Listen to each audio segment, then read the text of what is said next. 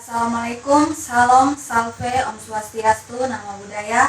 Perkenalkan, kami dari kelompok 3 akan mempresentasikan tugas mata kuliah budaya lahan kering, kepulauan dan pariwisata dengan tema pakaian adat dari suku Rote.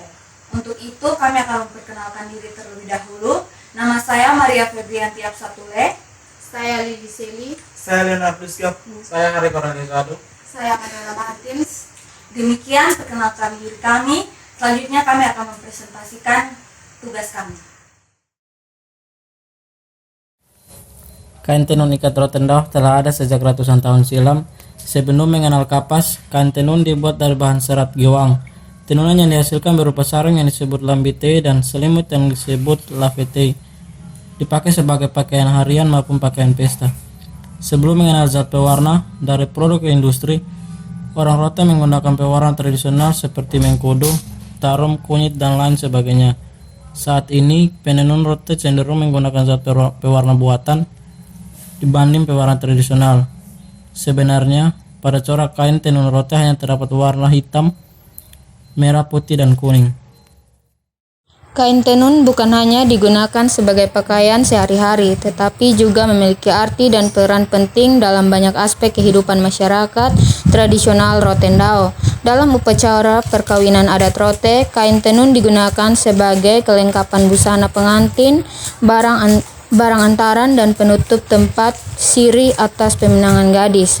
Saat upacara kematian, kain tenun dipakai untuk menutup jenazah. Selain itu, kain tenun juga dibentang di bagian bawah plafon rumah untuk menuangi tempat tidur jenazah. Saat jenazah diangkat keluar rumah untuk dimakamkan, kain tenun dibentangkan, diambil kembali, dan disimpan oleh kepala suku.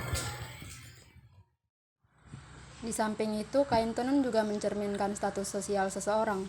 Pada masa lampau, orang Rotendao dapat mengetahui apakah seseorang merupakan raja, kaum bangsawan, panglima perang, atau rakyat biasa dari corak dan hiasan pada kain tenun yang dipakai.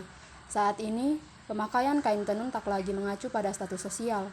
Kain tenun khusus memang masih dipakai pada upacara-upacara adat, tetapi kini kain tenun sudah banyak diproduksi sebagai cenderamata dalam beragam bentuk, seperti tas, aksesoris, dan ikat kepala.